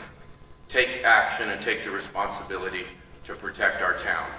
It's not always about the boogeyman in the closet, hurry up and hand over your lands, or hand over some of your rights. These people encompass my property. I've been through a lot in this town. I've been attacked, I've been raided, I've had people defame and attack my character, my name. I've had projects diverted that were voted on here by this town board and approved, and later diverted by these same board members. I stand for my land, I stand for my property rights, and I'm not giving them any of them. Not after what I've been through. And as far as I'm concerned, that will put a cloud on every title that's within that area, because now we will have to disclose that we are within their territory. I don't want them in my territory when I see the way that they've treated my neighbors. Now, if you want them in your territory, put them over there on your lot. Put them over there on your lot. I don't want them on my lot, and I expect you to stand up for us, because that's why we've elected you. That's why you're our elected officials, to follow what the people want and the people that are affected, not some dreamers over on the other side. We're affected. It encompasses our land. They could have nicely drawn the map around the outside and left us alone. We've got several regulatory industries already over us and breathing down our back. The last thing we need is another national one. So I would just suggest that you reconsider, or I don't know. I don't know. I guess we have to start filing complaints with the Attorney General's office, because I don't like it. I don't. That's our land, and we have you guys here to protect us. I shouldn't be writing the cease and desist letters. I shouldn't be objecting for all of our community members. You guys should be. And that is what we're doing. By agreeing with the National Conservancy, I disagree. No, we're bringing up the boogeyman. We're exposing them. All right, Emma Velador, EMMAVELADOR, and the BOCC and our town board received a letter. We sent a letter on May 7th. And in that letter, if you go to the BOCC, you will hear this letter read, most of it, not all of it, because of the 3 minutes. And it speaks about what we demand. Why? Why are we making this demand? This letter serves as a formal cease and desist demand and a categorical objection on the behalf of affected residents and private landowners of Amargosa Valley, specifically those within the Amargosa Valley, Little Nevada, and Crystal areas. We challenge our board's unanimous vote on May 5th, 2026 to support the Amargosa Conservancy expansion and the Ash Meadows National Conservation Area designation. This support was granted without proper due diligence, public transparency, or consideration for the vested rights of private property owners and water right owners. Eventually, this is going to start to encroach on our properties, and I don't think the people out here in Amargosa fully understand it. They're going to start to encroach on us with all these regulations. We hereby demand the following immediate actions: immediate halt of implementation, formal reversal of decision, public transparency. There was no town hall like there should have been. Before that proposal, there was a proposal that was sent without us having read it first. It was supposed to have been sent to us first, to review, to edit, etc. And I understand that there are board members who didn't even read that proposal. So quite a few people have been circumvented in this community, all right? Basis for objection, mapping inaccuracies and encroachment, adverse possession of and lack of compensation, historical failure of compliance, legal grounds for grievance, failure of scoping and public process, disregard for planning committee recommendations, violation of property rights and water rights. And there's a ton of NRSs here, okay? 241, 241.020, 269.070, hyphen 269.85, 278.020, 266.255, chapter 111, NRS 1150, 533.25, 40.010 through 4130. The citizens of Amargosa Valley demand immediate compliance with the following: cease and desist, town hall meetings, redrafting of maps, because apparently the wrong map was sent, okay? It was sent off. I find it very suspicious, people. Okay, why would you want to send off the wrong map, all right? And formal scoping. So failure to address these grievances will result in further legal action to protect the constitutional property and water rights of the citizens of Amargosa Valley. Okay, and you have quite a few people who signed this letter. All right, thank you so very much.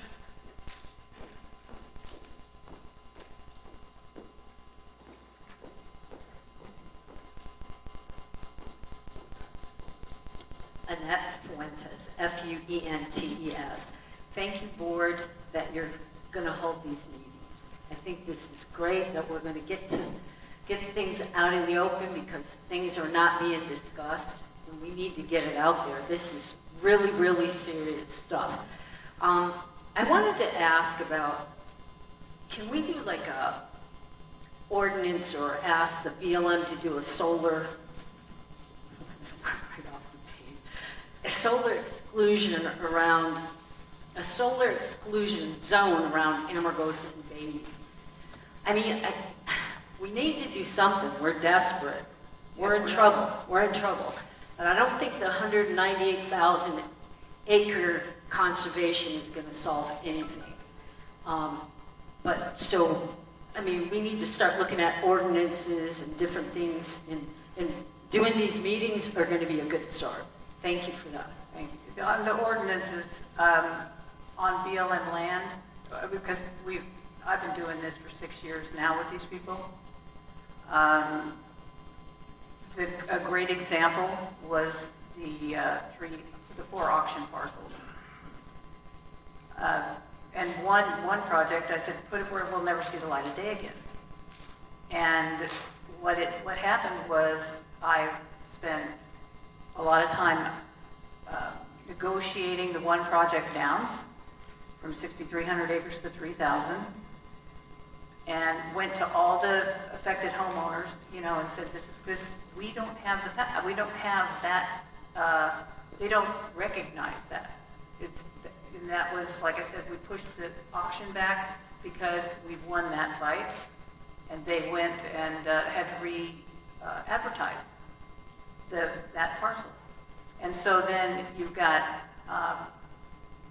the dairy project, which was almost 7,000 acres originally. Then, and the 4,600 acres straight up through the center of town, from Mecca to Annville. And I worked on that, and then finally they said, okay, Carolyn, if we just keep it to the private property, the dairy, which is already disturbed land, then would that make you happy? I said, yeah, it would make the town happy too, because there's houses. I mean, the Perez's area, they live there. Everybody's affected. There's not one person here that's not going to be affected by anything that's coming on right now. And the BLM, they can give those leases. You've even said it in your letters. So we're trying. I met with Greg Haven today and spoke with him, and he said, you know, what about an ordinance? And I said, well, we've thought about that. We've tried that, and you know, look what happened to the OCC. They had a moratorium for 2.5 years. And we sat at the table with these people because we knew, and I said, that's naive. It's naive.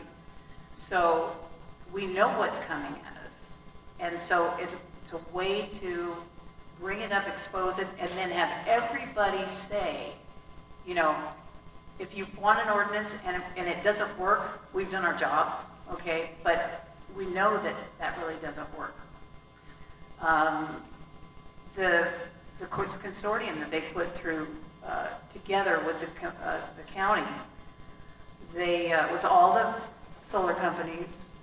We were all involved, and they did setbacks and things like that. And they had setbacks in the PRPD, you know, that can work for them, but doesn't work out here because we're so vast. And they pointed that out.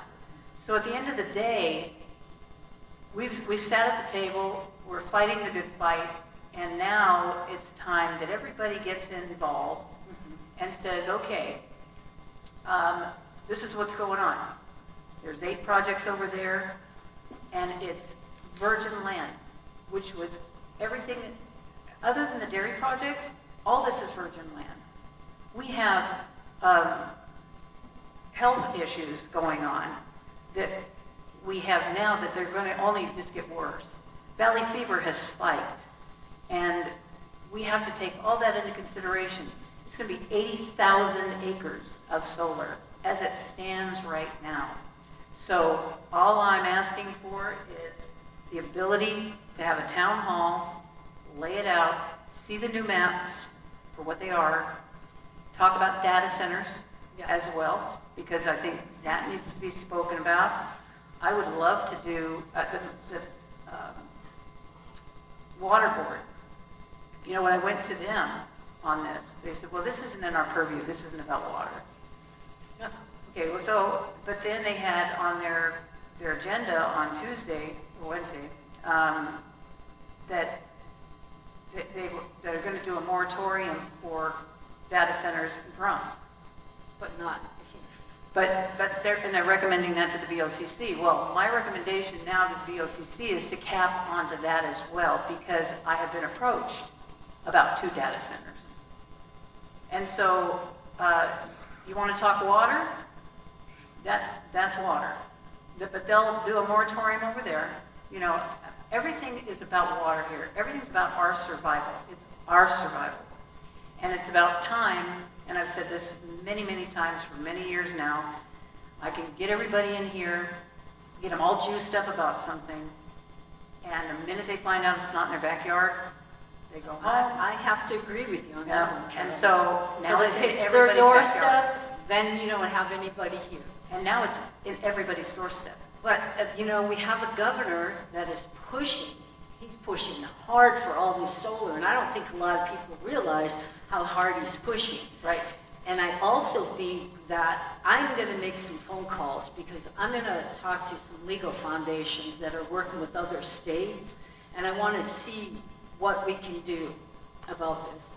Erin Brockovich is doing some marvelous work, and we're going to send the map to her. I'm going to see about talking about the state legal foundation, because they're working in Colorado right now, helping them with data centers and the solar. So I'm not giving up. I think we can do something. The 198,000 acres, listen, it's not going to, I really don't see that stopping any of this. That's the scary part, because they've already taken over the west side. I mean. And you're asking the fox to guard the hen house because they're the ones that are gonna be running the National Conservation Area. BLM will be. That's the thing, because one thing about, and like I said, one thing about the NCA is you can write your own ticket on that. Right. And that's why some of it. I said what I said today. We need Fish and Wildlife to come in here. Thank you for that. And all of you. And address their abuse to Amargosa and to what they've done. And they've been crickets. They have not. They're nowhere to be found. Right. And they well, won't neither talk is about BLM. I mean, if you wanted. That's my point. Yeah. And so if BLM comes here and says, well, and answers the question that I had, the way they answered it to me, we're all disposal. That's why Mike held that up. This can be auctioned off. And believe me, the Sezone went for $82 million, and it's not a sale. It's just for the right to build solar, and it's only solar or data centers now. So, and they're going after private land. Data centers are coming for towns like us, Exactly. unincorporated, small towns. And you know what we can do with private data centers? land. Yeah, private land. We don't have a lot to say about that. Yeah. So, but on private land, if we have the ordinances, that sticks. Okay, but on BLM, well, we're going to figure something out. We have to. We've got to. And But we've got to thank you, figure it board. out together. Thank you all very much. Thank you.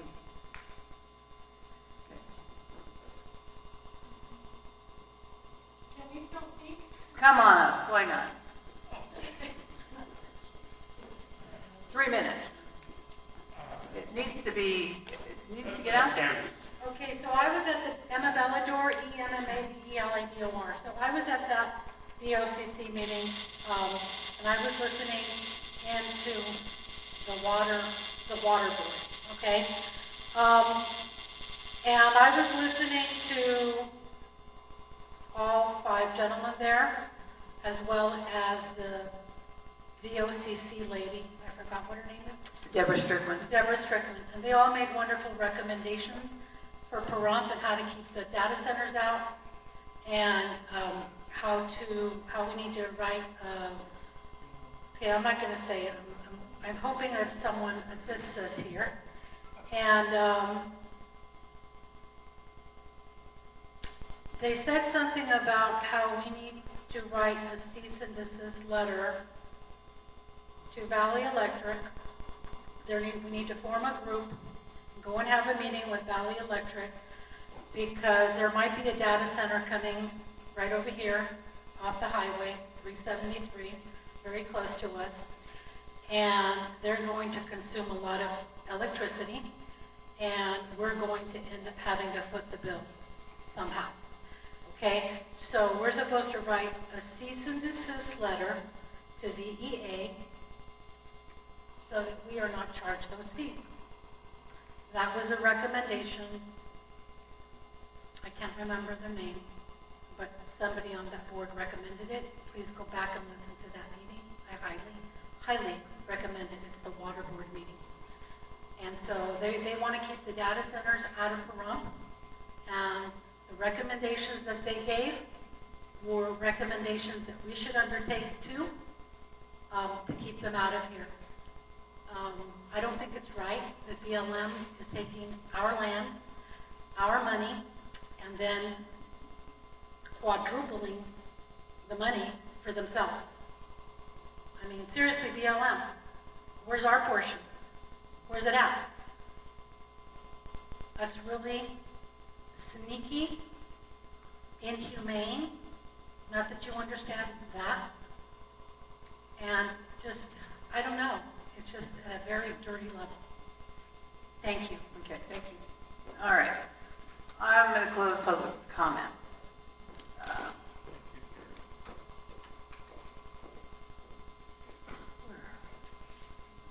Number 10.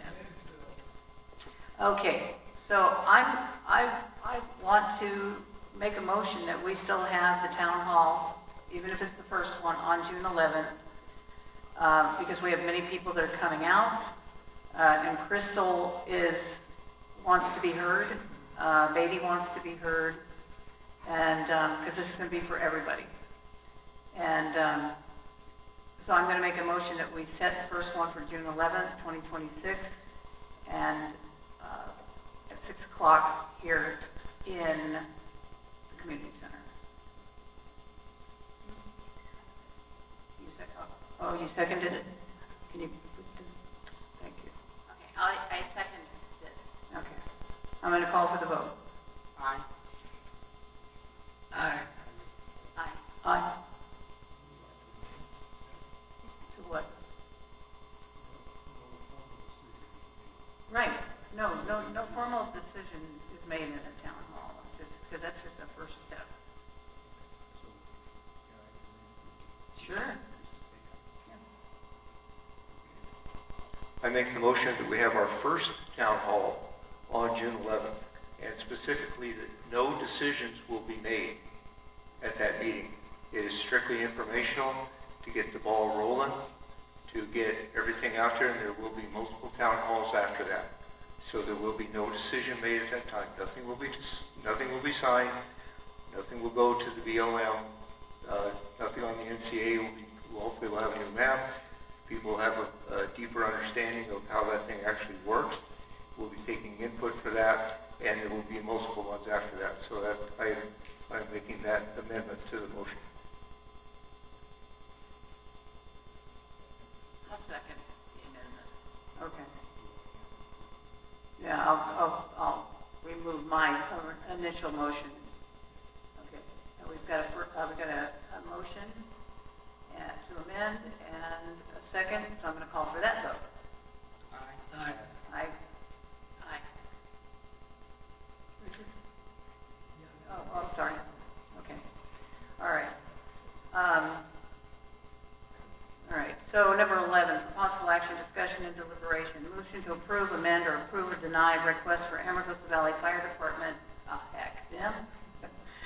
to increase the run stipend to $20 for qualified volunteers and change payment schedule to quarterly. You want to speak to that for us, Jessica? And could you explain what a qualified volunteer is, please? Okey-doke. Jessica Cattermas, Wallflower, Kadermaswalthour. Sorry, I've been sitting for a while, I can't think.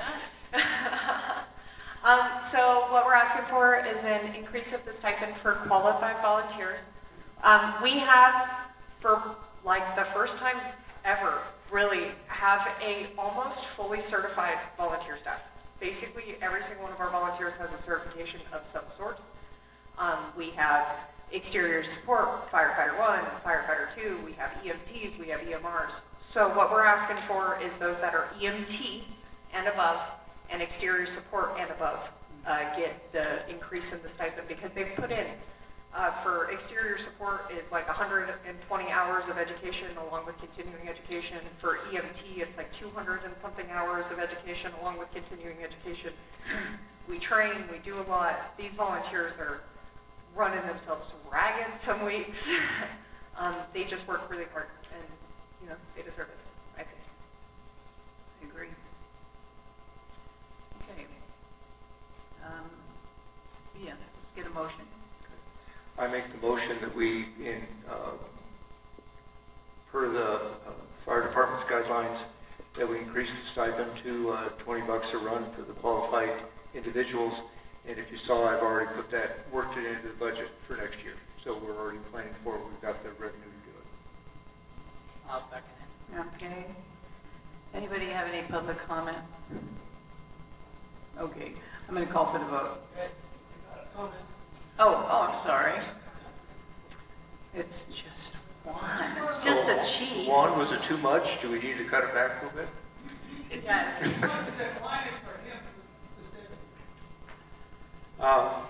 Juan Fema, F-E-M-A-T. Jessica already said what our fire department is about, what we've been through. Last week we had a trailer fire, and over the ostrich farm. We went out there, did our job. The owner wasn't there. when the owner got there, we were almost just putting up the hotspots. And the owner came up to us, and he really appreciated what we did. He was glad that we saved his treasure bunker, whatever he had, his ostrich eggs and incubators. We didn't know what was in there at the time. It was just our job to save the building that we can save. So we did our job, packed up, came back out here, rehab, restock and everything, put many hours there. We went home. All these days until yesterday, I was in my mind saying how happy we were, all that good job that we did at that property. Until someone came to me yesterday, one of my members from our fire department. There's someone around the valley are not saying good things about us, complaining about the job that we did, what we should have done, and why we do what we do. I suggest if some of you want to find out what our job is and what is it that we do what we do and the way we do it, you're welcome to come back to the station, come to our meetings, come to our trainings, so you know what it's like to spend all this time, all this training, all these young kids that we have right now. They're amazing. I'm one of the oldest ones there. I'm an ancient. we got nothing but new kids. Start from EMTs, EMRs, out to firefighters. We have a future here. But they can get discouraged just by people open their mouth the wrong way. I don't want to see that happen. I don't want to lose what we have accomplished so far. So, whenever you see some of our fire department people, thank them. Because they go through a lot. We go through a lot of training. Put many time. We sacrifice a lot of our family time sometimes for the town. So we expect that the town at least give us a pat on the back when they see us for what we do. Because sooner or later, one day, we're going to need it. Whether it's you, whether it's me, we're going to need their service. Whether it's the medical service or it's the fire service. They're going to be there for you. So if you're one of the people that are talking bad about us, we're still going to go there and do our job. No matter what. That's our job. But just want you to just go out there whenever you see our kids, our young girls, or young guys, all of us, just give them a pat on the back, tell them how good they're doing. We all have mistakes, we're all learning, but we're doing the best we can with what we have. So thank you for everything, and this is all I got to say. Thank you, Juan. Okay. We call for the vote. Aye. Aye. Aye. 5 vote. Thank you. Thank you guys so much, and the volunteers, thank you too. Number 12, possible action, discussion, and deliberation. Motion to approve, amend, or approve or deny payment to Dan MacArthur, CPA, for the audit. He's not here, so we can talk about it now. Yeah. So I make the motion that we pay the audit as presented for $19,982. I'll second. Call for the vote. Aye. Aye. Aye. Thank you. 13, for possible action, discussion, and deliberation. Motion to approve, amend, or approve or deny appointment of 2 members of the Planning Committee. Applicants are Nelson Blackwell, Lenny Davis, and Darrell Wade. So I make a motion to approve all of the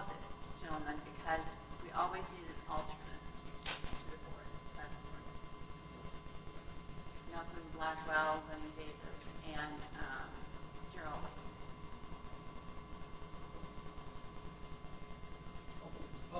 I second that.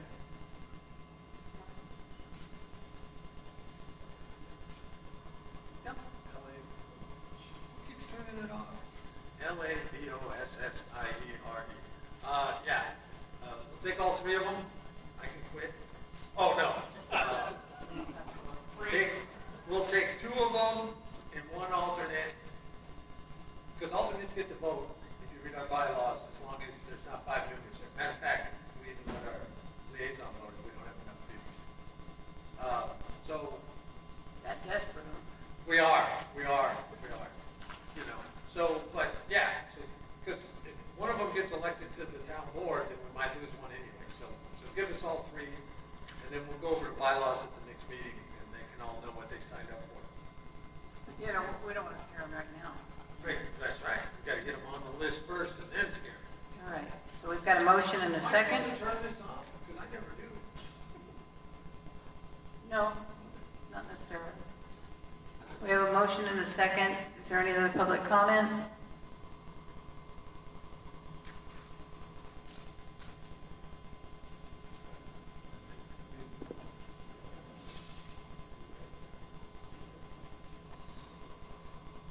Paul Lemus again. We had talked in the past. Spell when your we last started- name, please. I'm sorry. Lemus. We had started in the past discussing having the planning committee meetings also on Zoom.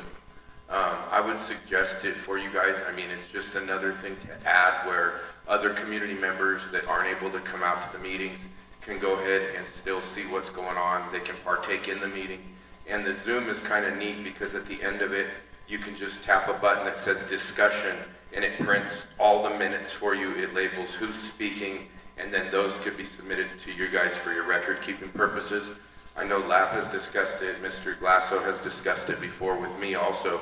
So just to bring it back up, I know it's a long time since we created that charter, but if you do consider it, you might want to amend the charter or add that Zoom portion to it, because I know that I and several other community members would like to join. Thank you. Any more public comment? Okay, I'm closing public comment. Call for the vote.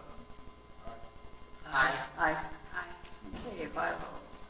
For possible action, number 14, discussion and deliberation, motion to establish guidelines for food trucks to use the Amargosa Valley Park on Sundays. I'm assuming this is Mike. Yes. So we got a call about, that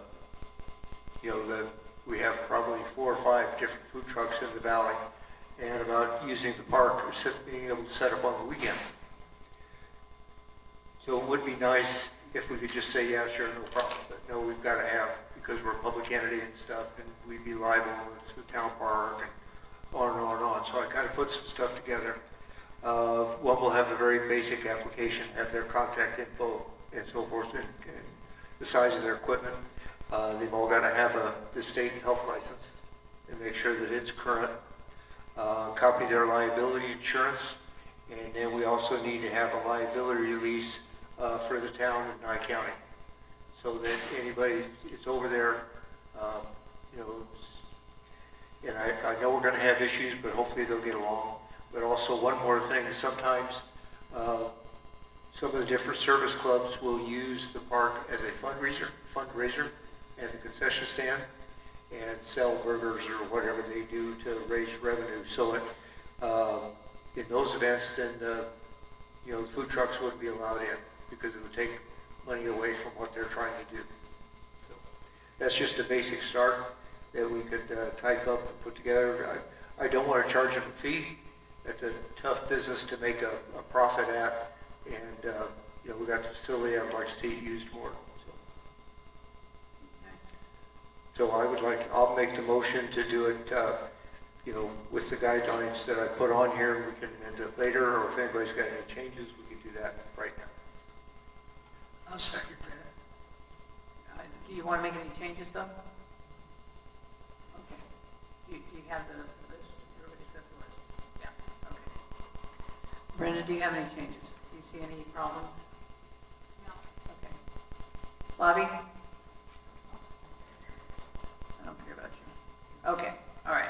going to call for the vote. Aye. Okay. Aye. All right. Number 15, for possible action, discussion and deliberation, motion to approve the minutes. Boy, we waited a while for April 23rd, 2026. I make a motion to approve the minutes as presented. I'll second. Okay, call for the vote. Aye. Aye. Okay.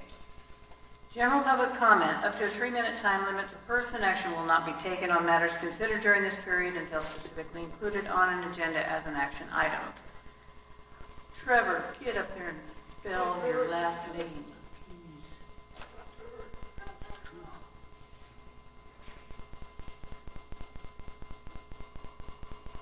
Dolby. G as in And your dog, first name. D-O-L-B-Y.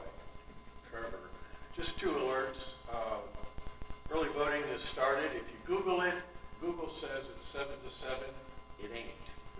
It's 10 to 7 at the Bob Root Center through next Friday. Another alert. I'm not going to tell you what happened because I don't know exactly what happened, but it's been on national news that the pupfish population fell to 20. So they took the pupfish out of their aquarium and dumped those in the Devil's Hole. That's what national news said. I don't know what happened. I'm not going to try and tell you. Anytime there's an earthquake, it burps up there and it does something to the pupfish. That's all I know. We're just getting new girlfriends. Anybody else for public comment? Okay, seeing none, I'm going to close public comment. Board member comments. Bobby, picking on you. Well, you guys brought up about the food trucks in the park. I was wondering, just in that regard, like you said about having events there and not crippling the people doing fundraisers in the snack shack. I guess it was an oversight from last Amargosa days that we allowed 2 other vendors to sell the same food as the snack shack. Which if we're going to have other vendors, we need to at least tell them no cheeseburgers or whatever the snack shack might be providing, that's off limits or they just can't come. Because that's not fair to whoever is doing the fundraiser part. Yeah, I think we've tried that, but I think they do a mix, especially with Mexican food. I mean, you've got, Yeah, but we had 2 Mexican places do cheeseburgers. Yeah. I know the senior center did them cheaper than anybody else, but you know as well as I do, if you're standing at one entity, ordering your family's food and your kids want a cheeseburger, they're just going to order it right then, which does hurt the senior center. So, good point. I think we can't mandate it, but we could at least ask, and I think our values would have at least proved it, I would have thought. So. Never hurts to ask. Exactly. Gotta bring it up. Okay, Richard. Just thank you for coming out and participating, and thank you for the information for us on the board, Emma, Paul Lemus, and the Fuentes, and everybody else. Thank you. Nothing? Really? Okay. Mike? Okay, yes you have. Okay, I haven't. All right. So anyway, Tuesday we had a power outage, and I'm happy to report that our town generator kicked in and ran the entire complex, which was awesome. $250,000 in what, 4 or 5 years work? Finally, okay. Not that we had the power outage, but the haboob snapped another 2 poles. That's why we had the outage. We had vandalism. Somebody cut the lock on the snack shack, literally cut it. And they just took out some condiments and laid them in the park.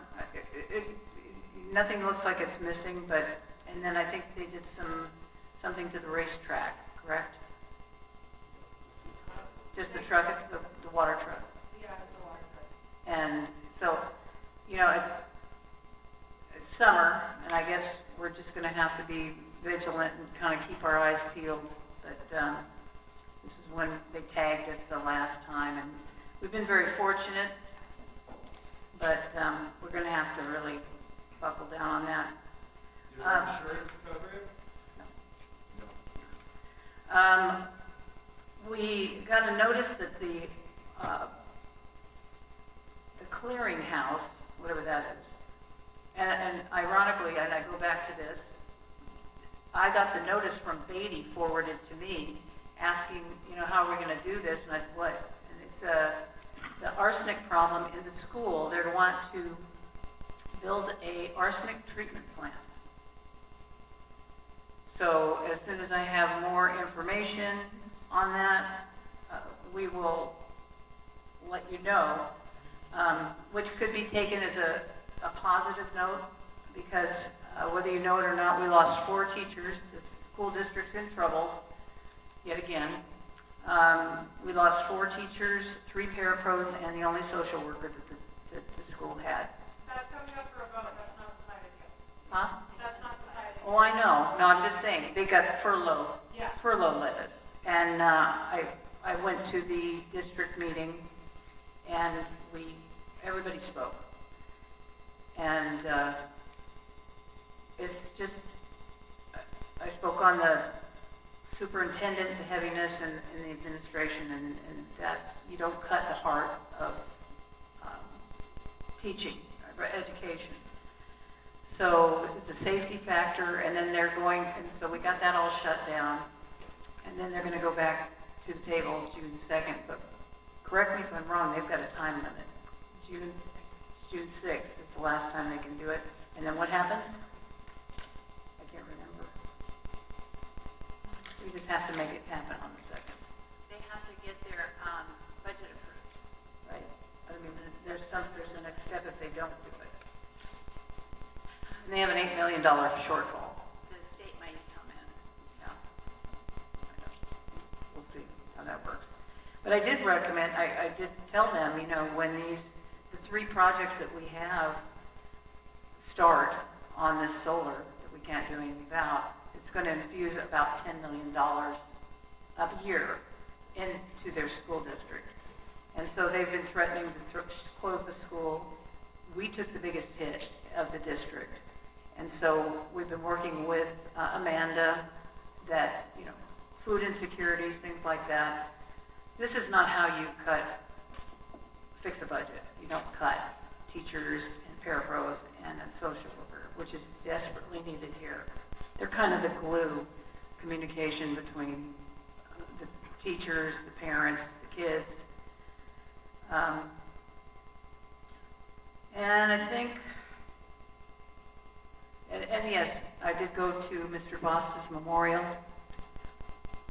It wasn't the people that I thought would be there. I mean, a lot of people were not present.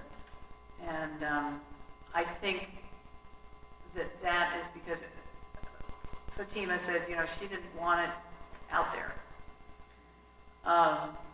And I said, well, why not? And what was disturbing was she was afraid people would come and say bad things.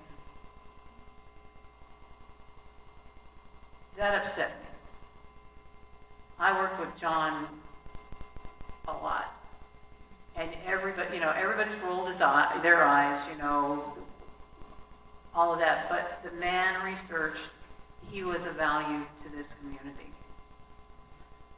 And he put up with a lot of stuff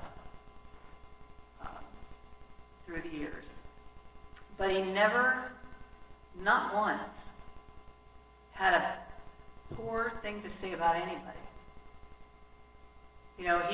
He would fight the good fight, he would say what he had to say, but there was never anything on Facebook or YouTube or anything. And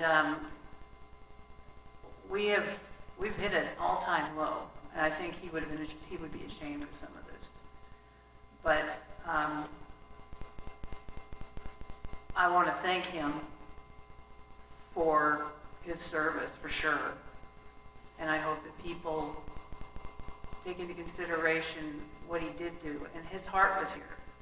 In his last breath, basically, his last thing was at a town hall here. And he said, Carolyn, you gotta get me up there because my health, like, you know, I gotta get up there first. So, and I don't think he ever left the house after that. So, when people want to say something, say it to the person's face, work it out with them. Don't take cheap shots. It's not right. 5 of us are sitting up here. We do this voluntarily. We don't take a dime. Nobody pays our gas. Nobody does anything for us. But we do it because we love this town. So keep that in mind. Everybody's got my phone number, that's for sure. So that's all I have to say. Thank you. Can I say something about the school, please? Pardon me? May I say something about the school issue? May I please? Just real brief. So, why has Nye County selected Amargosa to cut the jobs for the teachers? Why? Oh, no, it was district-wide, but we took the biggest hit. Why? Why did we take the biggest hit? Go ahead, Brenda. Well, you know, with school districts, they count kids, divide by 30, and that's how many teachers you Yeah. get. We've got 100. That's how it works. That's how it works? Yeah. Okay, because I've heard of something very ugly and I don't know. But that's the starting point. None of the school board members were happy with either budget they were given, with the cuts on it. So hopefully they will take into consideration our community, our kids, and everything else. But normally that's how they do it. A count date is September 26th usually, and if you're short and you can't justify your teachers, they'll cut them at that time in the school year. All right, thank you so much. And they're also combining classes. So kindergarten, first grade, second and third, fourth and fifth will be combined. So it's going to be a heck of an adjustment for the kids. And we're fighting to keep the school open. So all of this, the reason I bring up the arsenic treatment plant might be a good indicator that, you know, we're going to keep it around one way or the other. Okay, that's another thing we're doing as a board. Thank you. Okay, thank you. All right, for possible action, set a date and time for next AVTV meeting, June 25th at 6:30. I make a motion that we set it for June 25th at 6:30, fourth Thursday, right? Okay, can I get a second? I'll second. Okay, call for the vote? Aye. Aye. All right. This meeting is adjourned at 8:40. Thank you very much, everybody. Thank you.